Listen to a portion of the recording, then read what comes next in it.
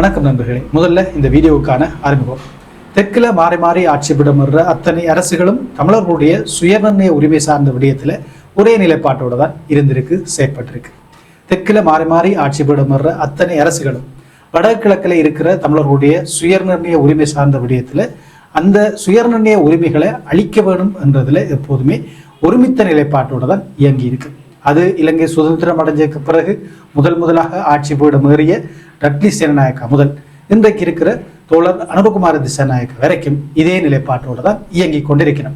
அவர்கள் தங்களுக்குள்ள 1008 சண்டைகள் போட்டாலும், சதிகளில் ஈடுபட்டாலும், குழப்பங்களில் ஈடுபட்டாலும் தமிழர்களுடைய சுயநிர்ணய உரிமை சார்ந்த விடயங்களை அளிக்கிறதுல ஒரே நிலைப்பாட்டோடு தான் இருந்திருக்கிறோம். இந்த புரிதலோட நாங்கள் இந்த வீடியோக்குள்ள போகலாம். அந்த வகையில் தற்போது என்பிபி, அதாவது தேசிய மக்கள் சக்தி என பெயர் மாற்றம் பெற்றிருக்கிற ஜனதா விமுக்தி பெரமுன ஆகிய ஜேவிபி தமிழர்களுக்கு எதிரான சுயநிர்ணய உரிமையை அளிக்கிறதுக்கு என்னென்ன வகையான வேலைகளை செய்திருக்கு என்றதை பார்க்கலாம். ஜேவிபியினுடைய கொள்கைகளில் பிரதானமானது இந்திய எதிர்ப்பு நிலைப்பாடு. இந்திய எதிர்ப்பு நிலைப்பாடு வெறுமனே இன்னொரு நாட்டின் ஏகாதிபத்தியத்தை எதிர்க்கிறது மாத்திரமல்ல, இந்தியா என்பது தமிழர்களுடைய சிநேகிதபூர்வமான நாடு என்ற பார்வை சிங்களவர்கள் மத்தியில இருக்கு.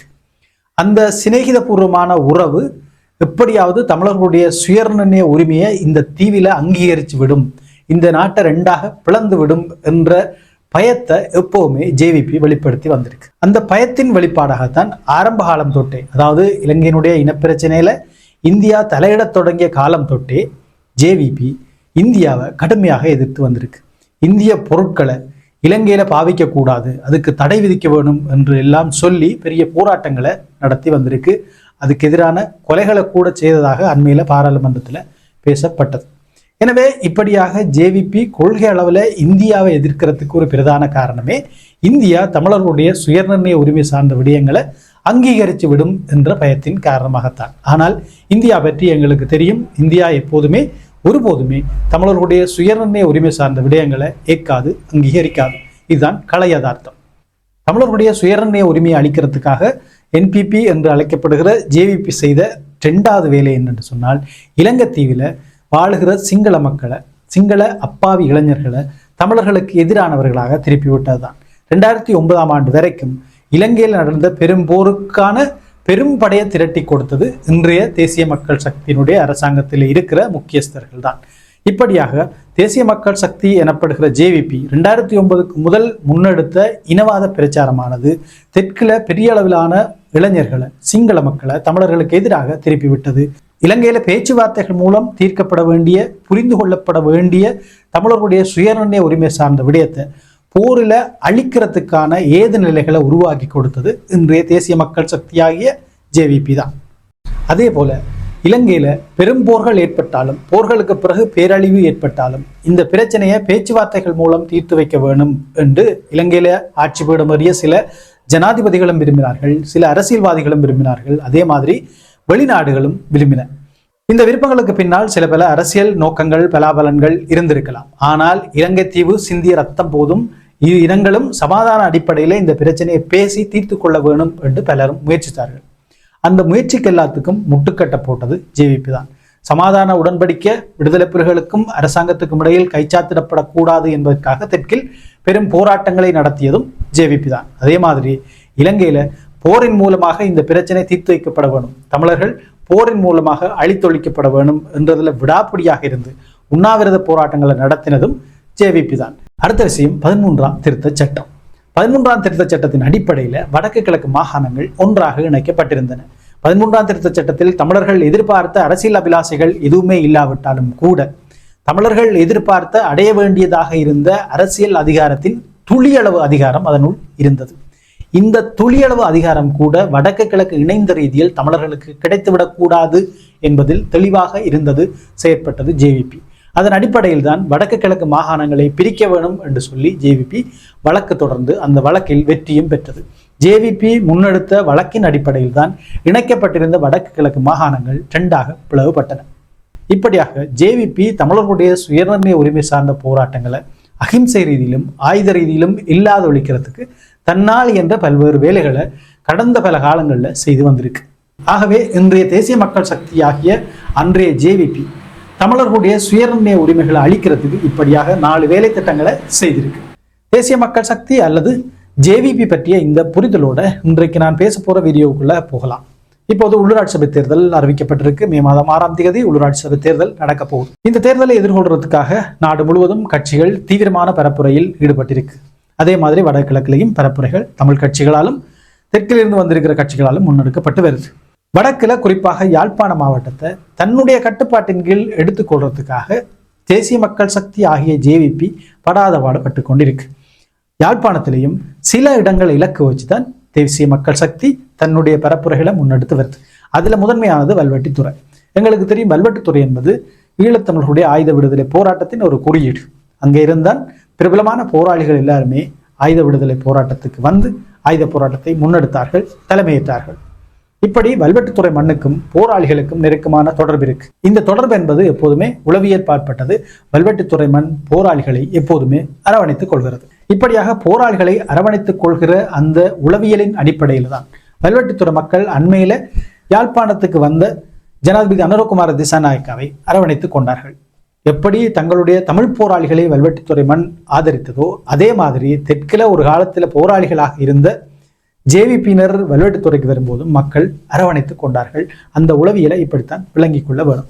ஆனால் ஜேவிபி ஆகிய தேசிய மக்கள் சக்தியோ இதுக்கு வேறொரு விளக்கம் கொடுக்க முற்படுகிறது. அதாவது தமிழர்களுடைய ஆயுத விடுதலை போராட்டத்தின் தலைமகன் உருவாகின இடத்தையே நாங்கள் பிடிச்சிட்டோம், அந்த இடம் எங்கட கட்டுப்பாட்டுக்குள்ள வந்துட்டுது என்ற ஒரு செய்தியை உலகத்துக்கு சொல்றதுக்கு, வல்வெட்டித்துறையை அடைஞ்சு கொள்றதுக்கு, வல்வெட்டித்துறையை கைப்பற்றி கொள்றதுக்கு இந்த உள்ளூராட்சி சபை தேர்தலை பலமாக பயன்படுத்தி கொள்ளுது.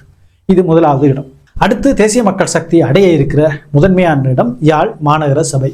யாழ் மாநகர சபைக்குள்ள வாழ்ற மக்கள் மிக நீண்ட காலமாகவே யாழ் மாநகர சபை திட்டமிடப்பட்ட ரீதியில அபிவிருத்தி செய்யப்பட வேணும் என்றத வேணவாக கொண்டிருக்கணும். கடந்த மாநகர சபைக்கான தேர்தலின் போது கூட இப்போது மான் சின்னத்தில் போட்டியிட தயாராகி வேட்புமனுக்கள் நிராகரிக்கப்பட்டிருக்கிற தமிழ் மக்கள் கூட்டணியினர் மாநகர சபையை அபிவிருத்தி செய்வதற்கான திட்டங்களை காட்சிப்படுத்தி அதை மக்களிடம் கொண்டு போனபடியாத்தான் அந்த தேர்தலில் அவர்களால் பெரிய அளவில் வெற்றி பெற முடிஞ்சது. இப்போது தேசிய மக்கள் சக்தி சார்பில் யாழ் மாநகர சபைக்கான முதன்மை வேட்பாளராக களமிறக்கப்பட்டிருக்கிறவர் யாழ் பல்கலைக்கழகத்தின் திட்டமிடல் துறை சார்ந்த விரிவுரையாளர் ஒருவர். இப்படி திட்டமிடல் துறை சார்ந்த விரிவுரையாளர் ஒருவரை யாழ் மாநகர சபைக்கு முதன்மை வேட்பாளராக தேசிய மக்கள் சக்தியை நிறுத்தியிருப்பதன் ஊடாக யாழ்ப்பாண மாநகர சபைக்கு உட்பட்ட மக்களுடைய அபிவிருத்தி சார்ந்த விருப்பத்தை நிறைவேற்றி கொள்ள முடியும் என்ற பரப்புரையை தேசிய மக்கள் சக்தி பரவலாக முன்னெடுத்து வருது. அப்படித்தான் அதை முன்னெடுப்பார்கள். அப்படியான ஒரு முன்னெடுப்பு தான் இனி வரும் காலங்களில் முன்னெடுக்கப்பட இருக்கு. எனவே யாழ்ப்பாண மாநகர சபைக்கு உட்பட்ட மக்களுடைய அபிவிருத்தி சார்ந்த வேணவாவை நன்றாக கற்றுக்கொண்டு நன்றாக தெரிந்து கொண்டு அதற்கு பொருத்தமான நபர்கள் இந்த தேர்தலில் களமிறக்கப்பட்டிருக்கணும். அவர்களுக்கு யாழ் மாநகர சபைக்கு உட்பட்ட மக்கள் வாக்களித்தால் நிச்சயமாக தேசிய மக்கள் சக்தி யாழ் மாநகர சபையிலும் ஆட்சி அமைக்கும். அடுத்து வட்டுக்கோட்டை பிராந்தியத்தை தேசிய மக்கள் சக்தி இலக்கு வைக்கிறது. வட்டுக்கோட்டை பிராந்தியத்துக்கும் ஈழத்தமிழர்களுடைய அரசியல் உரிமை சார்ந்த போராட்டத்துக்கும் மிக நெருக்கமான தொடர்பு இருக்கு. வட்டுக்கோட்டை பிரகடனம் தான் இற்ற வரைக்கும் தமிழர்களுடைய அரசியல் நிலைப்பாட்டை ஜனநாயக தளத்தில் முன்னெடுத்து செல்ற ஒரு விடயம். சுயநிர்ணய உரிமை சார்ந்த விடயத்தை சர்வதேச மயப்படுத்தினதும் எல்லாருடைய பேசு பொருளாக்கினதும் வட்டுக்கோட்டை தீர்மானம் தான். எனவே அந்த தீர்மானம் நிறைவேற்றிய மண்ணை தன்னுடைய கட்டுப்பாட்டின் கீழ் எடுத்து செல்றதுக்கு தேசிய மக்கள் சக்தி படாத பாடுபடும். இதற்கு தேசிய மக்கள் சக்திக்கு சாதகமான ஒரு விஷயம் இருக்கு. வட்டுக்கோட்டையில இன்னமும் கம்யூனிச மார்க்சிச இடதுசாரி சிந்தனையுடைய ஒரு குழாத்தினர் இயங்கி கொண்டிருக்கணும். அவர்களுடைய முழுமையான ஆதரவு தேசிய மக்கள் சக்திக்கு இருக்கு. அந்த குழாத்தினர் இன்னமும் வட்டுக்கோட்டை பிராந்தியத்தில் சாதிய ஒடுக்குமுறைக்கு உள்ளான மக்களோடு சேர்ந்து வேலை செய்யணும். அவர்களுடைய வாக்குகள் எல்லாமே தேசிய மக்கள் சக்திக்கு போறதுக்கான வாய்ப்புகள் அங்கே அதிகமாக இருக்கு.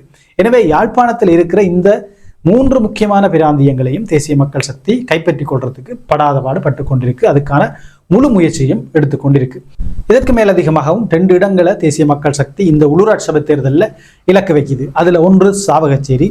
சாவகச்சேரியில ஏற்கனவே தேசிய மக்கள் சக்திக்கு ஒரு நாடாளுமன்ற உறுப்பினர் இருக்கிறார். அவர் தீவிரமாக செயற்பட்டு கொண்டிருக்கிறார். இதற்கு அடுத்து தேசிய மக்கள் சக்தி இலக்கு வைக்கிறது தீவகம். தீவகத்தினுடைய பிரதேச சபை மட்டத்திலான அதிகாரங்கள் முழுவதுமே இந்த ஆட்சி காலத்துக்கு முன்பு வரைக்கும் ஈழ மக்கள் ஜனநாயக கட்சியின் அதிகாரத்தின் கீழ் இருந்தது. முன்னாள் நாடாளுமன்ற உறுப்பினரும் முன்னாள் கடற்தொழில்துறை அமைச்சருமான டாக்டர் தேவானந்தா அவர்களுடைய நெறிப்படுத்தலின் கீழ்தான் தீவகத்தினுடைய பல பிரதேச சபைகள் இயங்கின. கடந்த நாடாளுமன்ற தேர்தலில் டக்ளஸ் தேவானந்தா அவர்கள் தெரிவு செய்யப்படவில்லை. அதோட அவருடைய அரசியல் அதிகாரங்களும் கொஞ்சம் தளர்ந்து போயிடுச்சு. தீவகத்தை பொறுத்த வரைக்கும் அங்கே இருக்கிற மக்கள் தங்களுடைய வாழ்வாதாரத்தை முன்னேற்றத்துக்கும், தங்களுடைய பிரதேசம் அபிவிருத்தி அடைகிறதுக்கும், தங்களுடைய வேலைவாய்ப்பு பிரச்சனையை தீர்த்து கொள்றதுக்கும் யார் பொருத்தமானவரோ அவருக்கு வாக்களிக்கிறத ஒரு முறைமையாக கொண்டிருக்கணும்.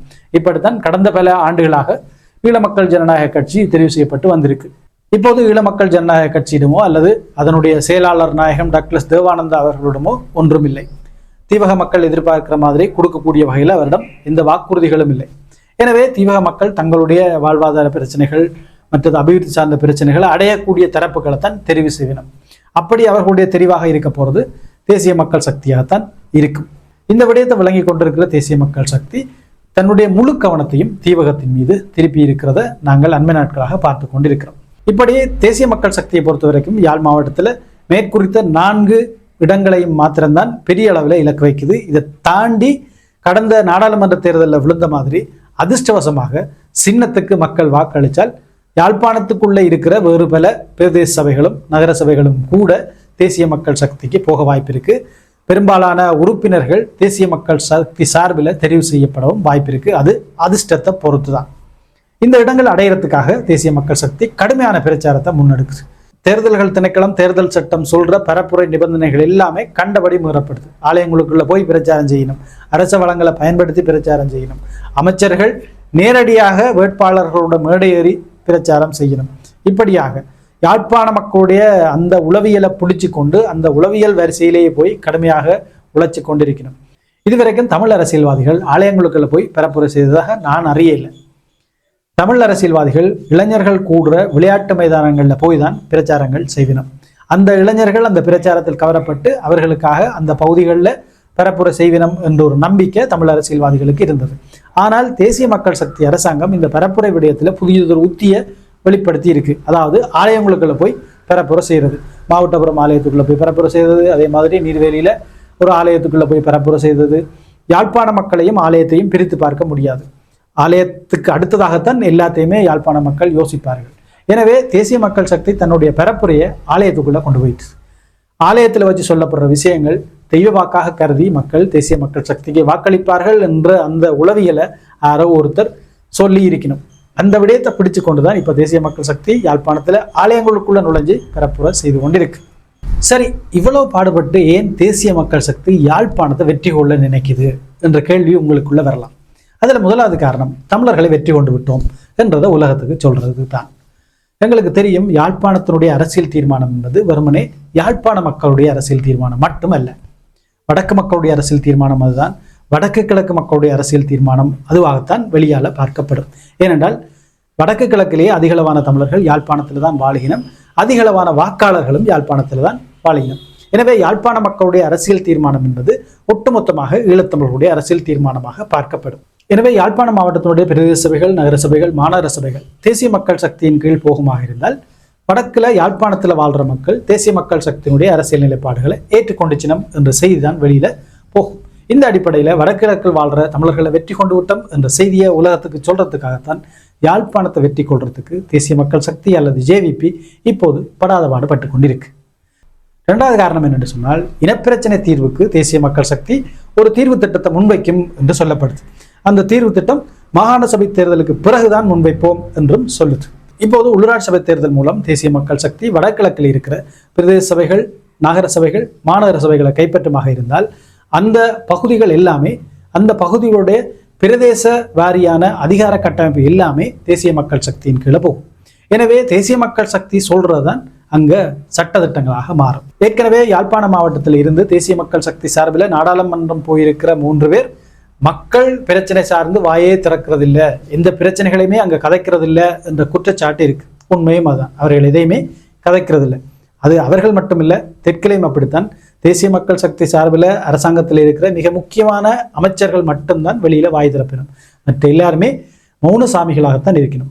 நாடாளுமன்ற உறுப்பினர்களுக்கே நிலைமை இதுவாக இருந்தால் தேசிய மக்கள் சக்தியினுடைய பிரதேச சபைகள், பிரதேச சபையில அங்கம் வகிக்க போற உறுப்பினர்களுடைய நிலைமை என்ன மாதிரியாக இருக்கும்? அங்க இருந்து, அதாவது தெற்குல தேசிய மக்கள் சக்தி அரசாங்கம் சொல்ற வேலைகளை செய்கிறது மட்டும்தான் இங்க இருக்கிற பிரதேச சபைகளுடைய பிரதேச சபை உறுப்பினர்களுடைய வேலையாக இருக்கும். அவர்களும் முனுசாமிகளாக இருந்து தலையாட்டி பொம்மைகளாகத்தான் இங்கே இருப்பினும் அப்படியான ஆட்களைத்தான் இந்த தேர்தலில் போட்டியிடுறதுக்கு கூட தேசிய மக்கள் சக்தி வேட்பாளராக நியமிச்சிருக்கு. எனவே இவர்கள் வடக்கு கிழக்கினுடைய அரசியல் நிலைப்பாடுகளை பிரதேச மட்ட ரீதியில் எடுத்து செல்ல மாட்டினோம். இவர்கள் தெற்கு தேசிய மக்கள் சக்தி என்ன சொல்லுதோ அதைத்தான் செய்யணும். எனவே இந்த இடத்துல இனப்பிரச்சனை தீர்வு சார்ந்த தீர்வு திட்டத்தை பெரிய அளவில் முன்வைக்க வேண்டிய தேவையில்லை. தெற்குல இருக்கிற தேசிய மக்கள் சக்தியுடைய அரசியல் நிலைப்பாடுகளை வடகிழக்கில் வாழ்ற மக்கள் ஏற்றுக்கொண்டுச்சணும். பிரதேச வாரியாக தேசிய மக்கள் சக்தியினுடைய அரச கட்டமைப்பு உருவாக்கப்பட்டிருக்கு. எனவே மக்கள் விரும்பித்தான் ஜனநாயக முறைப்படி அதை செய்திருக்கணும். இந்த இடத்துல இனப்பிரச்சனை தீர்வுக்கான தீர்வு திட்டத்தை முன்வைக்க தேவையில்லை என்று சொல்றதுக்கு ஒரு வாய்ப்பு இருக்கு. அல்லது ஐக்கியராட்சிய மாதிரியான ஒற்றையாட்சியை பலப்படுத்துகிற தீர்வு திட்டம் ஒன்றை முன்வச்சு அதை பிரதேச மட்டத்தில் கொண்டு போறதுக்கும் மக்கள் மத்தியில் ஒரு பொது வாக்கெடுப்பு நடத்துறதுக்கும் இந்த உள்ளூராட்சி சபை தேர்தல் வெற்றிகளை தேசிய மக்கள் சக்தி பயன்படுத்திக் கொள்ள யோசிக்கலாம். ஒற்றையாட்சியை பலப்படுத்தும் விதமான தன்னுடைய அரசியல் நிலைப்பாடுகளை தமிழர்கள் வாழ்கிற பகுதிகளில் பிரதேச மட்டத்தில் கொண்டு போறதுக்கான அரிய சந்தர்ப்பமாக இந்த உள்ளூராட்சி சபை தேர்தலை தேசிய மக்கள் சக்தி பயன்படுத்தி கொள்ள போகுது. இந்த ஆபத்துக்கள் எல்லாமே இந்த உள்ளூராட்சி சபை தேர்தலுக்கு பின்னால இருக்கு என்பதை விளங்கிக் கொள்றதுக்காகத்தான் இந்த வீடியோவை நான் செய்ய. எனவே இப்ப திரும்பி நான் வீடியோவுக்கு சொன்ன அறிமுகத்துக்கு போகும். தெற்கில் உருவாகிற எந்த அரசுகளும் எந்த அரசியல்வாதிகளும் தமிழர்களுடைய சுயநிர்ணய உரிமை சார்ந்த விடயங்கள்ல ஒரே நிலைப்பாட்டோடு தான் இருக்கு. தமிழர்களுடைய சுயநிர்ணய உரிமை நீக்கத்தை செய்யறதுக்கு இந்த தேர்தலை தேசிய மக்கள் சக்தி தெளிவாக பயன்படுத்தி கொள்ள போகுது. அதற்காகத்தான் தேசிய மக்கள் சக்தி யாழ்ப்பாணத்தை கைப்பற்றி கொள்றதுக்கு இவ்வளவு பாடுபடுது. நன்றி.